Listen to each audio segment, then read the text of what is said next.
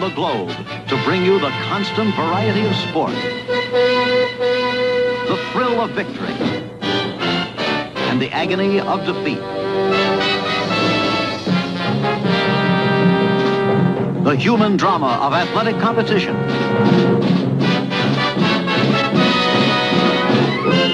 This is ABC's Wide World of Sports. Hi, everybody. I'm Chris Fowler. Welcome to Classic Wide World of Sports.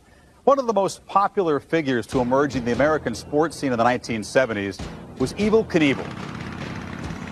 Now, Daredevils had existed before Evel, but they played on wacky concepts and zany stunts with all manner of contraptions. Evel Knievel was different. Clad in patriotic colors, Knievel became a regular on ABC's Wide World of Sports as he climbed aboard his Harley-Davidson and jumped over all manner of vehicles in a variety of arenas. Knievel was the consummate showman, and fans flocked to see his jumps, some to see him soar, others to see him crash. His youth in Montana was filled with fierce competition. Knievel was a loner, not a team player. He was rebellious, admitted to stealing hubcaps, and later claimed to rob banks. Evel's evenings often ended with him fleeing the local police on his motorcycle. In fact, it was the Butte police who gave him his nickname. The officers tired of writing his name in the police blotter so much that they shortened it to Evel. Around 1965, Evel formed a troupe called Evel Knievel's Motorcycle Daredevils. They did small-time stunts at county fairs, jumping over rattlesnake pits, mountain lions, and through walls of fire. Evel went solo in 1966. As Wide World of Sports was covering a motorcycle race in Gardena, California, they decided to air part of the pre-race entertainment. It was the new solo daredevil, Evel Knievel. Before we get back to racing, I'd like to introduce to you a most unusual young man. This is Evel Knievel, and his specialty in sports is to take a motorcycle up over a ramp and leap through the air some 90 feet. That's what he's going to try to do today, over 15 automobiles. Now, have you ever done 15 before, Evel? Bill, I never have. I missed a jump up in the northwestern part of the United States over 13, and I was hospitalized and laid up for nearly 5 months, and I sure hope that doesn't happen today. Wow, how many cars were you attempting at that time? 13. 13, and you missed it? That's right. And you're trying 15 today? Well, the parachute's ready, motorcycle's ready, and I'm ready, and I'm not going to miss today. It's March 25th, 1967. The young Evel is wearing a yellow helmet, yellow and black leathers, and he's riding a Triumph. In front of him are 15 cars. Bill Fleming has the call from Gardena, California. Right now, everyone here in the crowd has their eyes riveted on a young man by the name of Evel Knievel, who is set and ready in his yellow Daredevil leathers and new racing helmet to attempt the leap over 15 cars. You saw J.C. Agajanian there in the background, nervously pacing up and down. An exciting moment here at Gardena, California, even for the young ones. To soar through the air, airborne for about 90 feet, on a normal Triumph machine. And he's set to go. Takeoff, of course, very critical. He'll build up speed as quickly as he can, and here he goes.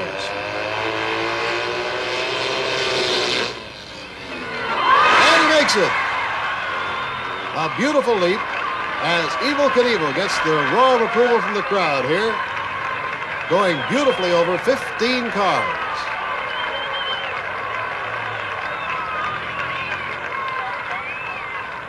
Well, now let's take a look at it again in slow motion to see the techniques used. Here he comes.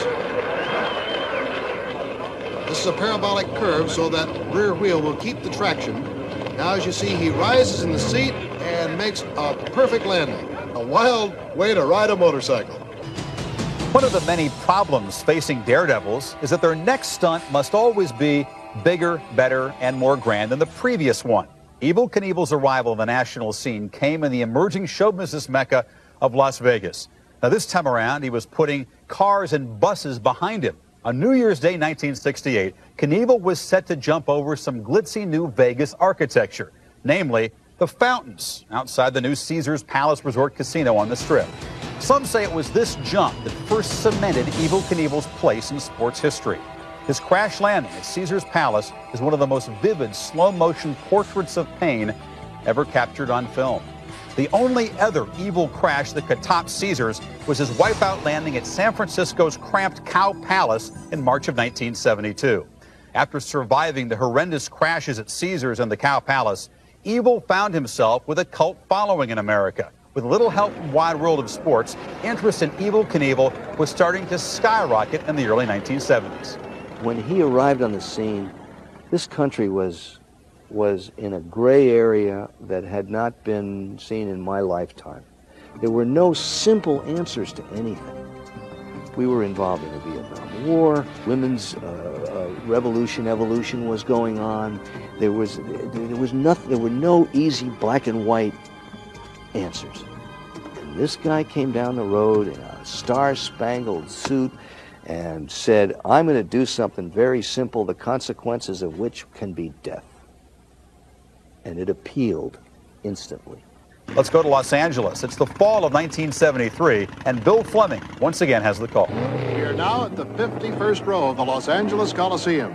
Now, ideally, we'd like to take off at about 100 miles an hour on the in-run. Soar over the 50 cars, make a two-point landing.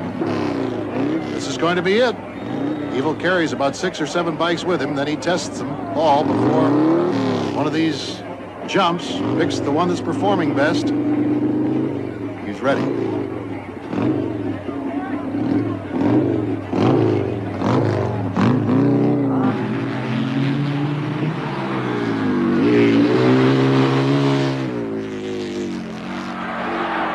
And he's got it made.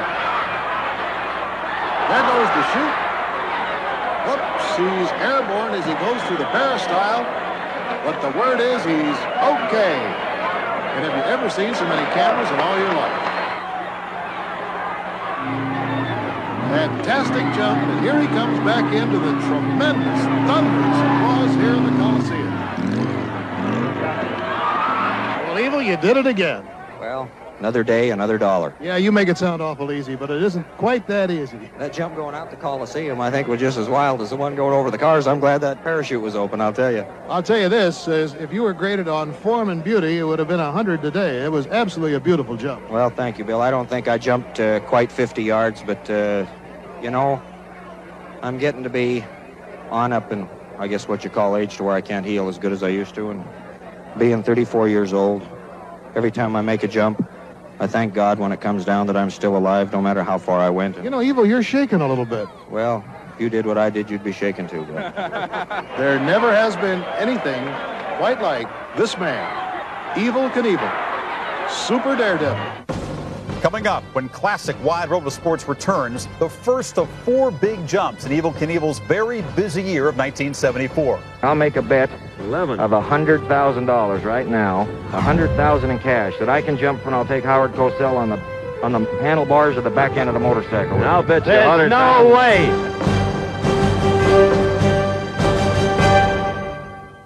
You're watching Classic Wide World of Sports on ESPN Classic. Come fly with me, the music says, and that's the scene set, the backdrop for the arrival here at the Green Valley Racetrack in North Richland Hills, Texas, of the one and only Evel Knievel, led by a security police car, the familiar Ferrari. And in the Ferrari with Evel, the man relaxing him for the occasion, Dandy Don Meredith.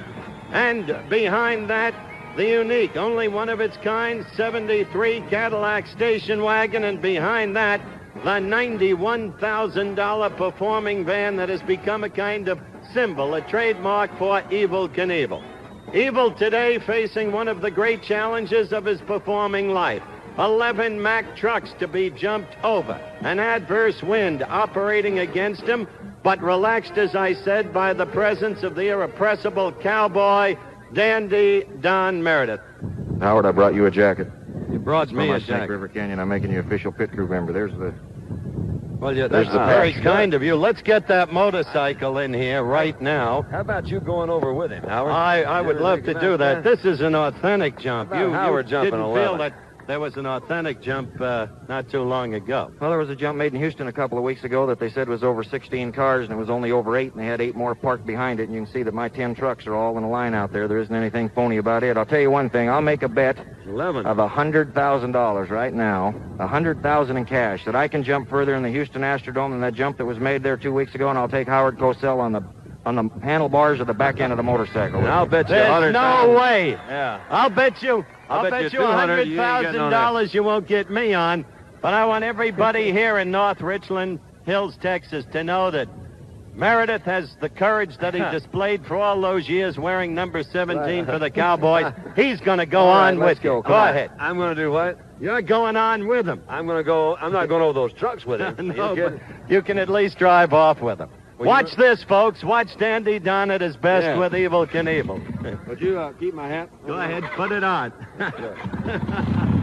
Here we go. They're going off.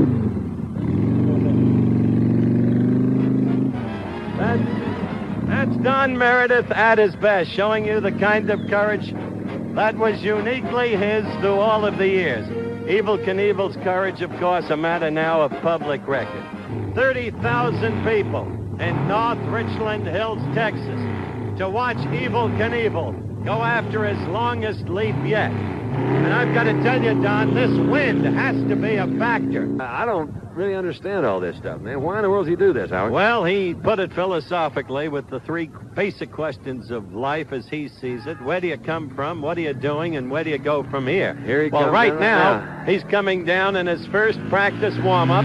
He'll go past the ramp, as you saw, slow down his speed, the platform, which leads up to the 11 Mack trucks that he'll be jumping over today. He's moving around directly in front of us now, and he's getting a final word from his man there. Roger, by the way, has been with him for years, and it's Roger Riemann is his full name, and he's told him that conditions are now, in his opinion, good. Cameras are focused upon Evel. And the wind is a factor, Howard. This thing is really whipping down here in your Texas area, and here he comes.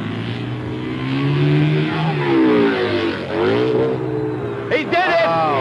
He did it! Yeah. Only 11 misses and 300 leaps previously, and he did it. Come on over here, Evel.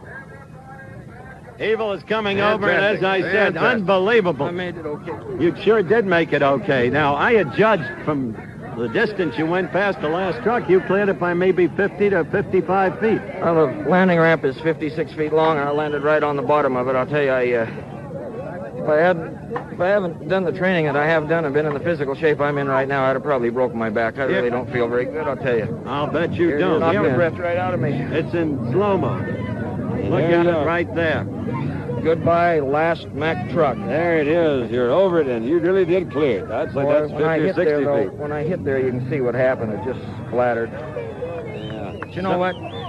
There's no better feeling in the world than to land that thing and be hanging on to it no matter what kind of shape you're in. That's the story then today. Dandy Don Meredith, Evel Knievel, Howard Cosell, right here in North Richland Hills, Texas. And Evel Knievel did the job. More than 150 feet. The jump in Texas was the first major jump in Evel Knievel's very busy year of 1974. Could say it was his year of living dangerously. He had 4 major jumps in 4 different locations, one in Canada, and would jump over a combined total of 41 trucks. Following the jump in Highland Falls, Texas, Evel found himself back in the Memorial Coliseum in Portland, Oregon. It was March 31st, 1974. On the eve of April Fool's Day, and Evel was attempting to clear 17 vehicles. He had jumped the Memorial Coliseum 3 years earlier and broke his throttle hand on a hard landing. This time around, Evel was building his 1974 momentum that was going to lead to the grandest of spectacles by the end of the year. Evel had a special announcement about that in Portland. Let's go to Memorial Coliseum, where Frank Gifford has the call. Evel Knievel has emerged from his van here at the Memorial Coliseum in Portland, Oregon. Colorfully garbed as he always is, Evel Knievel will attempt a tremendous jump tonight. Good luck. Thank you, Frank. Colorful in every way, Evel Knievel, who has become a pop hero, if you will, around the country, traveling with that large van. He'll be traveling at a speed between 80 and 85 miles per hour on the takeoff ramp. He's about ready.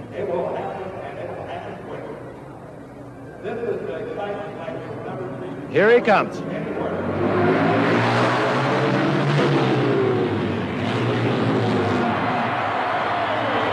goes up, and it couldn't have been more perfect. Could not have been more perfect.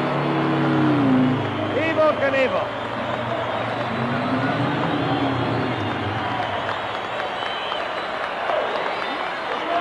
There he is. And he is happy. Back at the Coliseum, and Evel, I'll tell you, couldn't have been more perfect.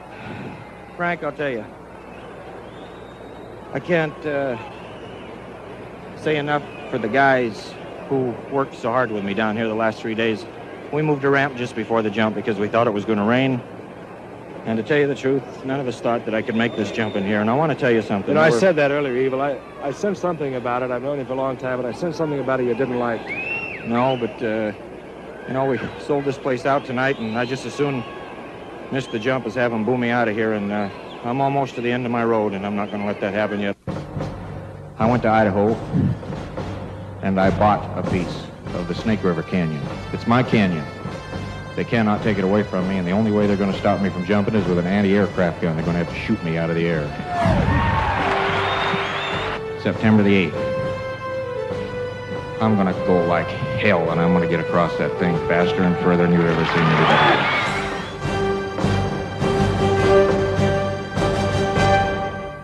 I first came in contact with Evel Knievel about 5 years ago when I got a call from his agent in California.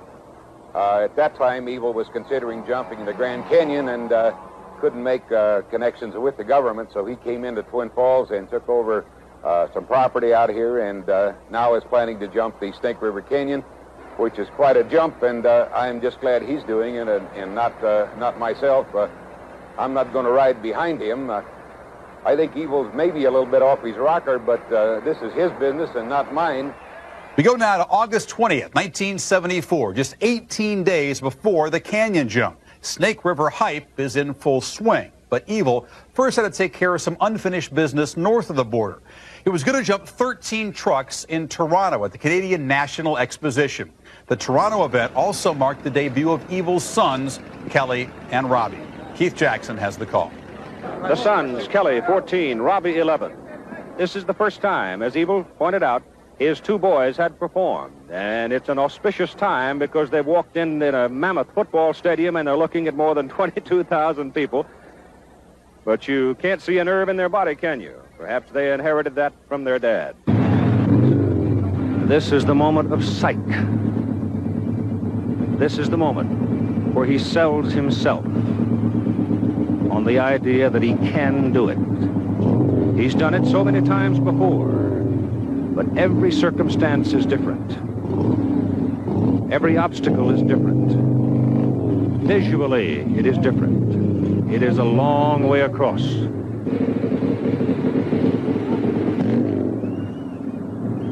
Many, many times we've thought that he was tempting fate too severely. What about this time? Well, let's see what we shall see. Perfect! Absolutely perfect! He hit it right on target. And listen to the crowd.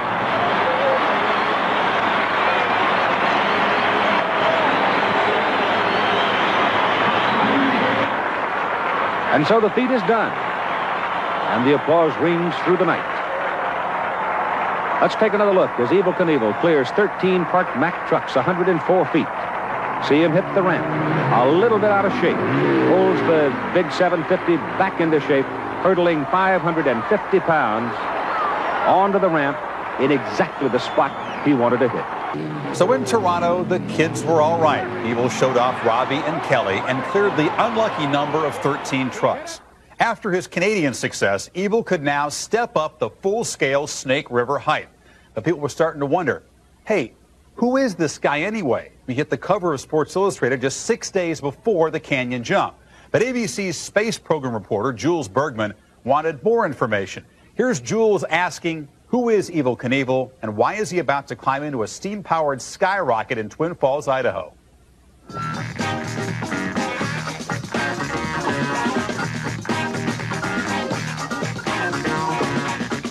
Is it just a form of summer madness, or is Evel Knievel a reflection of our times, a backlash against weary frustrations and hidebound convention? Or, on the other hand, could Evel Knievel just possibly be for real, the last of the true originals, struggling against nearly impossible odds and outrageously insane risks to accomplish what no one else would dare attempt. Another possibility is Evel Knievel a con man supreme, out to pull one of the all-time stunts, pocketing a cool $1 million or more in the bank, then walking off into the Montana sunset, laughing his head off. September 8th is the firmly committed date for the long-awaited Snake River Canyon jump. Evel Knievel will be either a national hero or a dead screwball. There is no in-between. Will he or won't he jump the canyon?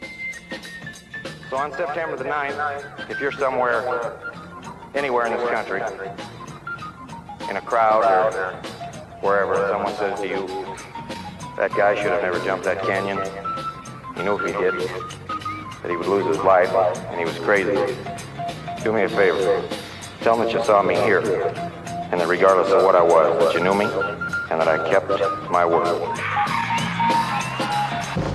We're at T-minus 24 hours here at the Snake River Canyon launch site, and the X-2 Sky Cycle rocket directly behind our ABC Sports headquarters here is beginning to look like it may actually be ready to fly tomorrow. The work crews are still at work on the final touches on the engine and ready on the parachute. A crowd we'd estimated 6,000 to 8,000 persons has already gathered here in motorcycle events. It looks like the flight may actually go tomorrow.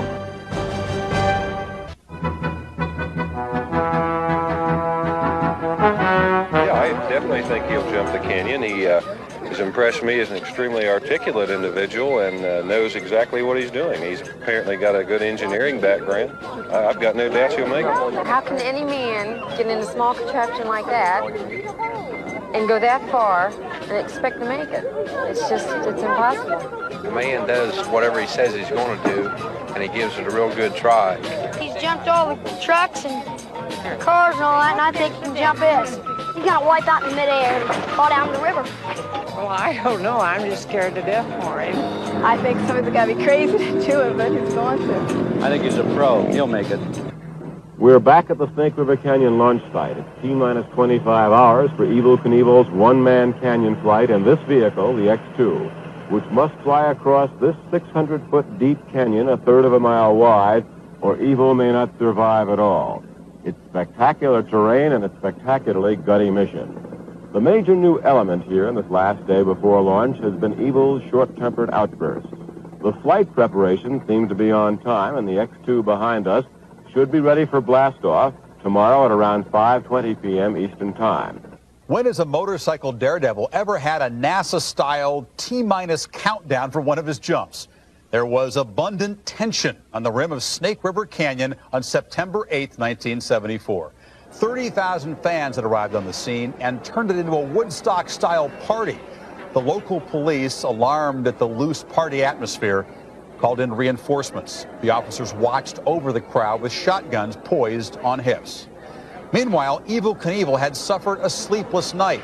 He was coming to grips with his probable death that was about to be seen on pay-per-view and a week later on Wide World of Sports. He even purchased a family plot in a cemetery right before the Snake River jump. Who better to do the play-by-play of Evel's monumental Snake River jump than David Frost? He was joined by ABC's Jules Bergman and astronaut James Lovell, the commander of the famous Apollo 13 mission.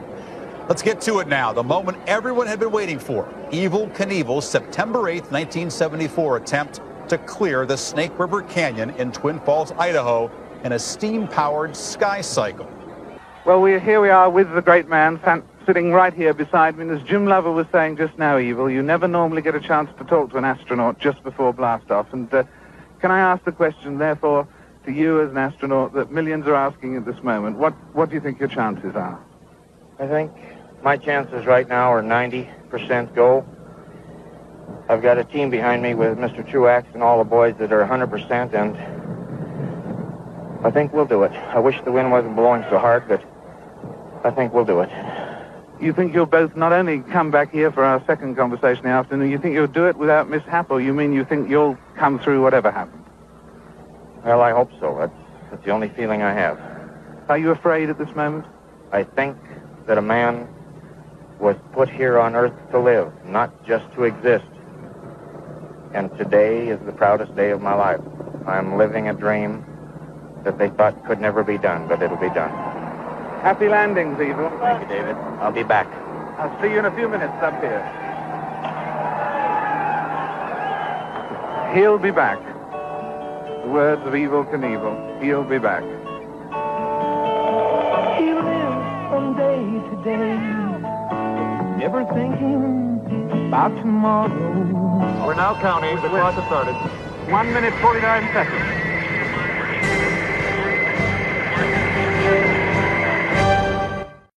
This is Classic Wide World of Sports on ESPN Classic. A great moment now. Happy landing, Evel. 5, 4, 3, 2, 1.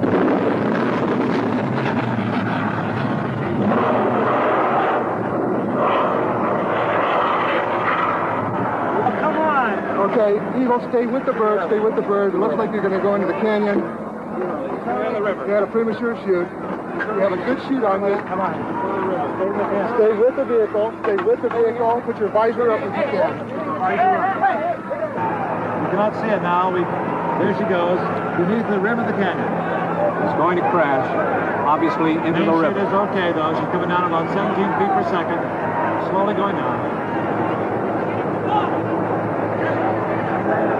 Just cleared the rocks, thank God. It looks like he is in the water.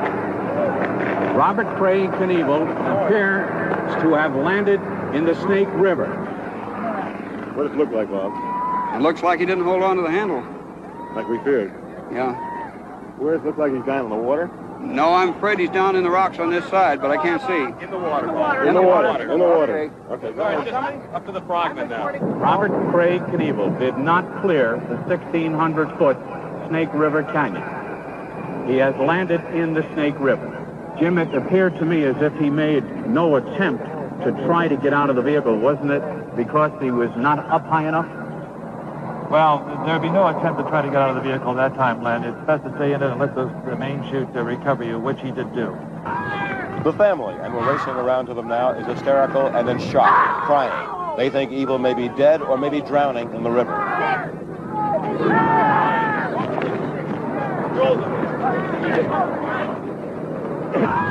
Let's quickly see again what happened.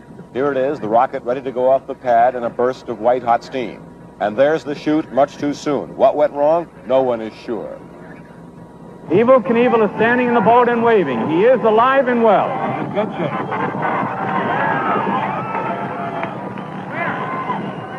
I think at this point we can all say thank God. What do you guys think now? I think he's a very, very brave man. I think he's a hell of a man. To man of his word, he did it. I can't believe he did it, but he did it. Took a lot of guts? Took more than enough guts. Would you have done it? No way. No, not even for $6 million bucks? Not even for $6 million. Less than 20 minutes after blasting off, Evel Knievel is back at his launch pad now in a cloud of dust. Premature parachute deployment. He couldn't hold the chute, but he landed safely in the water. He's walking on his own. Looks like he has a bloody nose, and he's bleeding the eyes a little bit.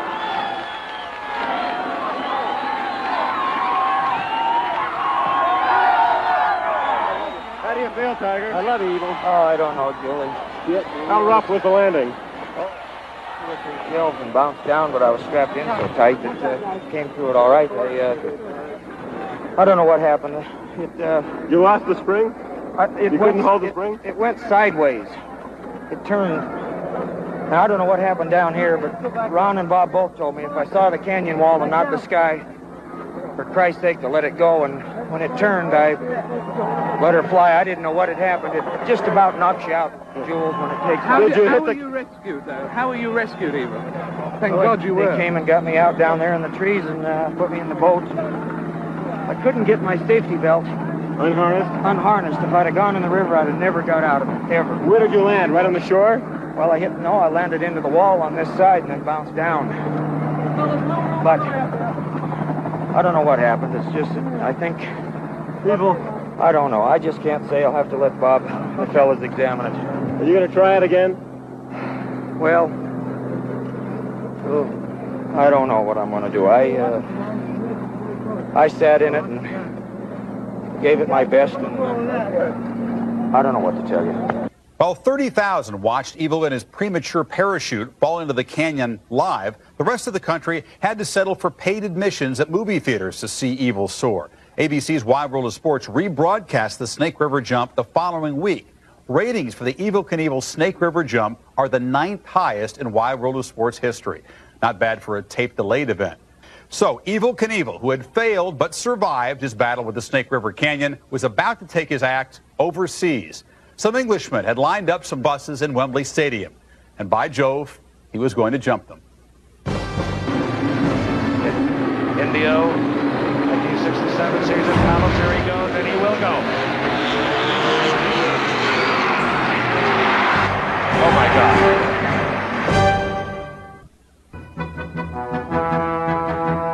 Chris Fowler here, welcoming you back to Classic Wide World of Sports. On May 31st, 1975, Evel Knievel entered the venue of legends, London's Wembley Stadium, having put the Snake River Canyon debacle of 9 months earlier behind him.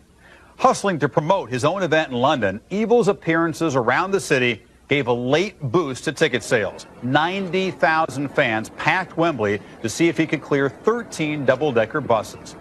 Friend and Evel Knievel expert Frank Gifford, who always seems to be lurking outside of Evel's van, was, of course, on hand with the call. Let's go to Wembley to see if Evel can do it on May 31st, 1975. It's a turned-on crowd at Wembley Stadium as Evel Knievel returns to action. The people have stared at the ramp, at the 13 buses, almost in amazement. They say it can't be done. Evel says, I can do it.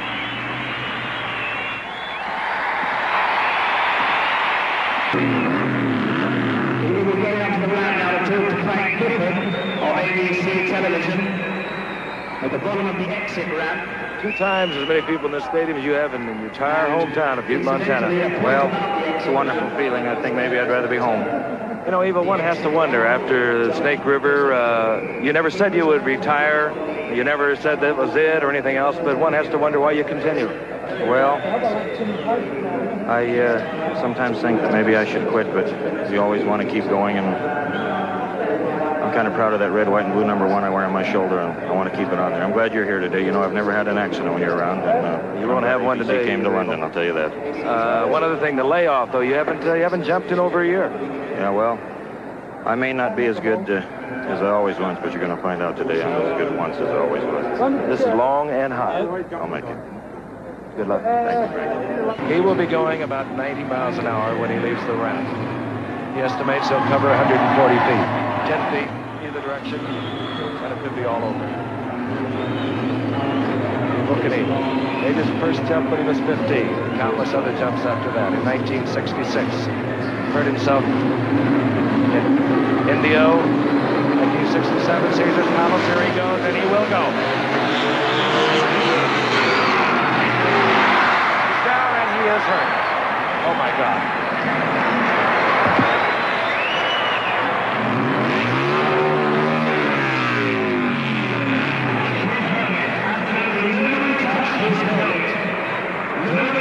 Nobody please touch his helmet and stand away until his own people can be there.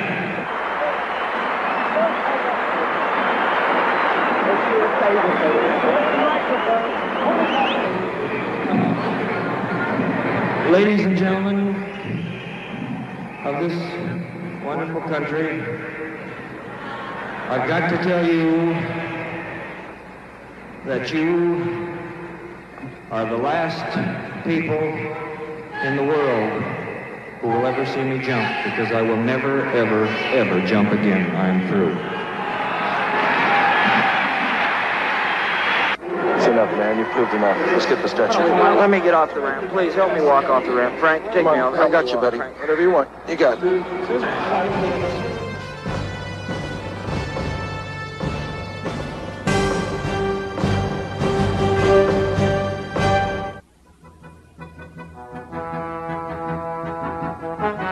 Evel Knievel always delivered what he said he was going to do. Here he was in Wembley Stadium before somewhere between 80 and 100,000 people. He knew he had a part missing to his bike. He knew he probably couldn't make it all the way across. He was implored to cancel the jump, but Evel wouldn't do it.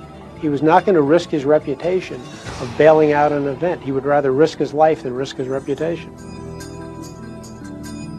Welcome back to Classic Wide World of Sports and our look at the daring duo of Evel Knievel and his now famous X-rays. Let's get back to the issue of Sports Illustrated for a minute. Was it the famous SI cover jinx that kept him from landing on the other side of Snake River? We'll never know. But we do know that in that cover story, one of Knievel's partners in the Sky Cycle venture had referred to Evel as the White Muhammad Ali. And he was talking about Evel's penchant for exaggeration with the press, his put-ons, red herrings, and how he constantly rewrote his self-history. With the dramatic retirement announcement on the landing ramp at Wembley, Evel showed that he did have a little boxing-style showmanship in him. While Evel's statements never even hinted at the poetry spouted by Ali, there was a certain bravado that brought out Evel's own brand of individualism. That said, Evel would later claim that he was in shock when he announced that Wembley was his last jump. He lied to the blokes. Evel was destined to jump again in October of 1975. Perhaps following the overseas theme, he picked Kings Island, an amusement park outside of Cincinnati, Ohio, that is known for its replica of the Eiffel Tower. Let's throw it wide world style to who else? Frank Gifford, again finding himself outside of Evel's van. This time, he's at Kings Island, Ohio, where 14 Greyhound buses stand between Evel and pay dirt on October 25th, 1975. We understand he is about ready to make his appearance. And here he comes right now, Robert Craig Knievel. Evel, welcome to Kings Island. Thank you. Good crowd. Ready to go. Looks like there's enough of them to blow me over it if I can't get that Harley Davidson over it. The wind, we'll talk about that again, Evel, gusting a problem? Well, it looks from the side of the flags that it may have died down a little bit, but I'm going to go, Frank. There's no wind going to stop me, not even a hurricane. His total concentration now is getting that bike off the approach ramp and onto the landing ramp. And he's not hesitating. He'll go.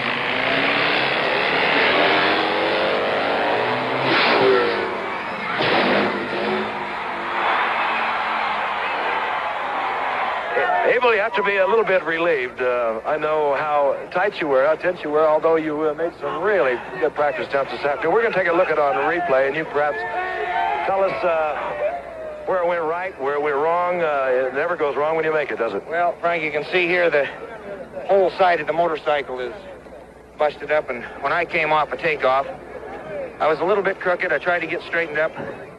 Look at that front end. I almost lost it, but boy, that suspension held. I lit right on top of that 14th bus and went on down and landed okay, and right there I'm saying, boy. Frank, I'd like to say something before we get off the air. You've been a friend and a great guy for my backbone when maybe I didn't have it. I want to thank you personally for it. Glad to be with you. Okay, Frank. Thank you. Evel's final jump on Wide World of Sports, but not the last one on his storied career, was over 7 buses inside the Seattle Kingdom. Here's Frank Gifford with the call of Evel's last Wide World of Sports jump in Seattle, October 30th, 1976. Warming up at the top now. Had a quick word with Roger Riemann. Says he is ready. Again, keep your eye on that one area where he will sink down onto the bike. And then he must get himself into control for the takeoff approach. Full power on. Leaving the ramp. At a speed, well, it's hard to say, 65, 70 miles per hour. Traveling at a distance to clear these 7 Greyhound buses, approximately 80 feet, and I believe he's going to go. He hits the power, he's going.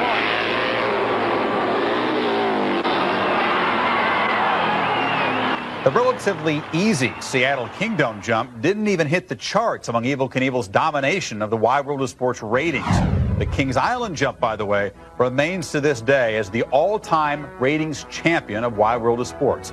It pulled in a 22.3, or roughly 52% of the household share. Many of Evel's other jumps also ranked among the top-rated shows in Wide World history. After the ho-hum Seattle jump, Evel's next jump was to be over a shark tank in Chicago. A landing mishap on the practice jump resulted in more serious injuries for Knievel. He had a concussion and 2 broken arms, and a cameraman was also seriously injured in the jump. After the mess in Chicago, Evel was facing his 40th birthday.